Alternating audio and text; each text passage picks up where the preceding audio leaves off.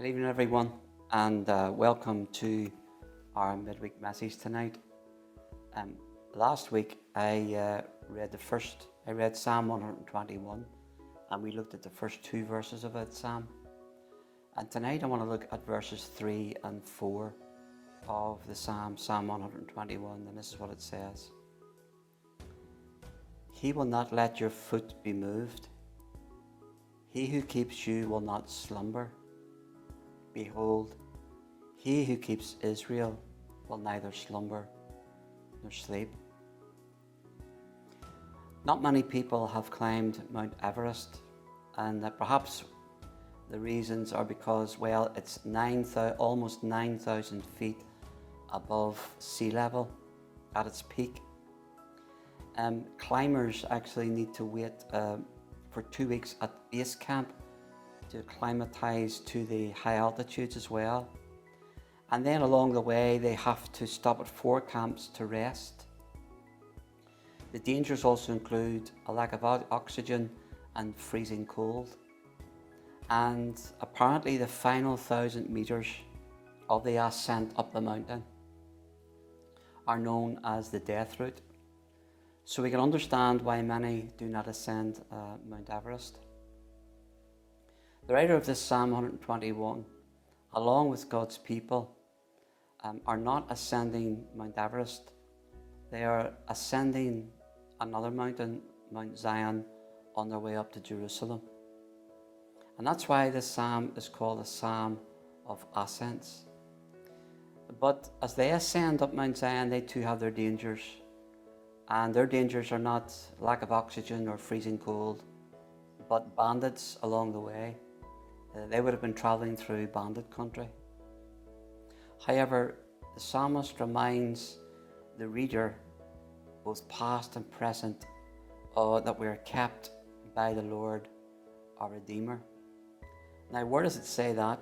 Well, if you notice very carefully in verse 4, this psalm is not written to everyone. People can read it, but it applies to Israel. It says in verse 4, behold, he who keeps Israel. Israel were God's redeemed people in the Old Testament.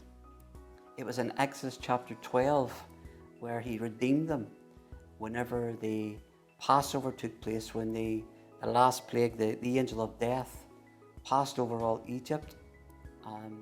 Israel painted the blood of the lambs on their posts, on the lintels outside their home. And it was then that the Lord redeemed them. And now the Lord, the Redeemer, would continue to keep them as they ascended Mount Zion on their way up to Jerusalem. And as we journey through life's dangers, we have Jesus, our Redeemer. But how does our Redeemer, the Lord our Redeemer, keep us? Well, verse 4 tells us he keeps us despite the falls. Our Redeemer keeps us despite the falls. He will not let your foot be moved or your foot slip, depending what translation you're using. And that seems a contradiction. How come on the one hand it says he will not let your foot slip, and yet you and I do slip, we do fall and fail in the Christian life?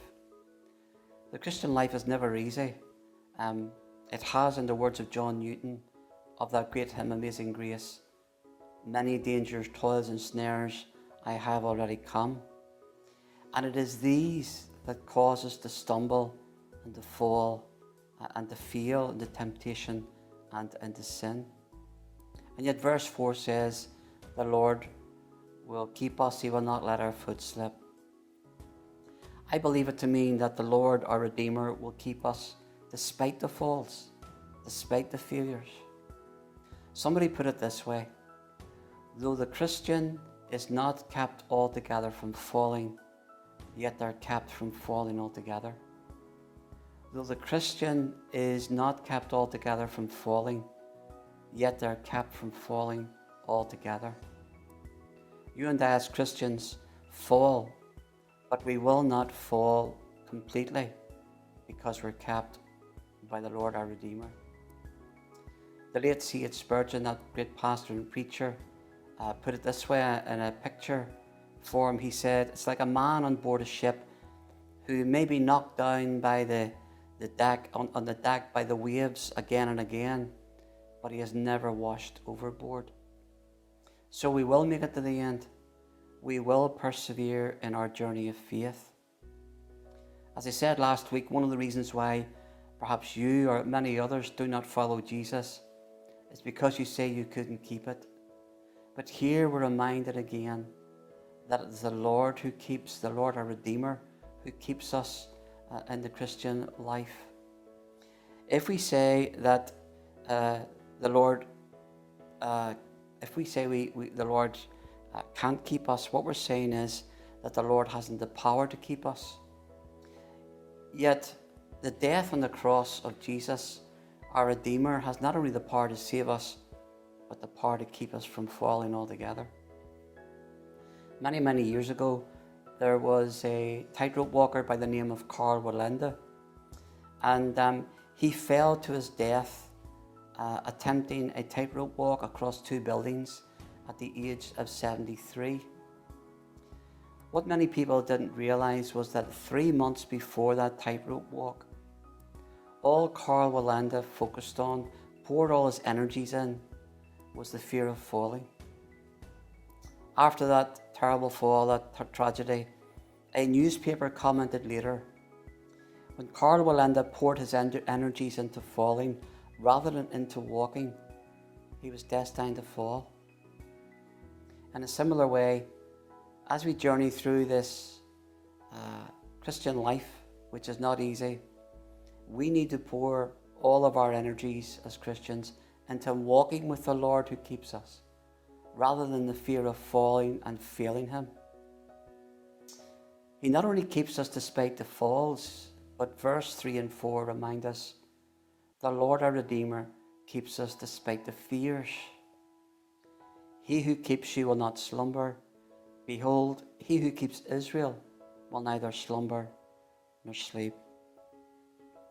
One of the reasons, and it's just one, or perhaps many, why we have many sleepless nights is because something is troubling us and causing us to be anxious or worried or fearful. And our worries and our fears are heightened at night time when we go to bed and we can't sleep. And yet as Christians, we can lay our head down and rest because we know the Lord here in verses 3 and 4 does not doze. The Lord doesn't sleep. The Lord doesn't doze off. The Lord doesn't need 8 hours sleep. In fact, He doesn't need any sleep at all. So we can rest. We can sleep with that knowledge. If the Lord stays up all night, which He does because He doesn't slumber or sleep, then there's no need for the two of you, for Him and you, and for us and Him to stay up all night. God watches over us even as we sleep. So there's no use the 2 of us staying up all night when He does. Many years ago there was a song written, a pop song called From a Distance, and the line in the song said this, God is watching us from a distance. But that's not true, because in verse 4 it reminds us that God is up close and personal. I love going to Edinburgh. I've been to Edinburgh for a few breaks, and I've been up to Edinburgh Castle, and it's built actually on a volcanic outcrop at the far side of Princes Street, and it looks over Edinburgh City like a sentry guard guarding a castle. And the castle was built on there because it was like a lookout for any danger over the capital city of Scotland. Apparently, it has only been conquered twice, and on those 2 occasions, the enemy overran the castle because the castle guard was asleep. But you will never catch God unawares. You will never catch Him napping because He knows we worry even at night. And as our keeper, He guards us from fears and from worries that waken us or keep us awake. And He guards us with the knowledge of who He is, the Lord our Redeemer, who keeps us.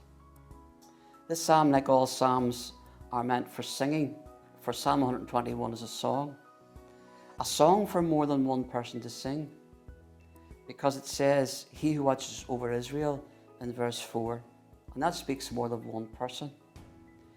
So let us encourage each other in our faith as we sing to each other the words of this song, Psalm 171, even in our lockdown together.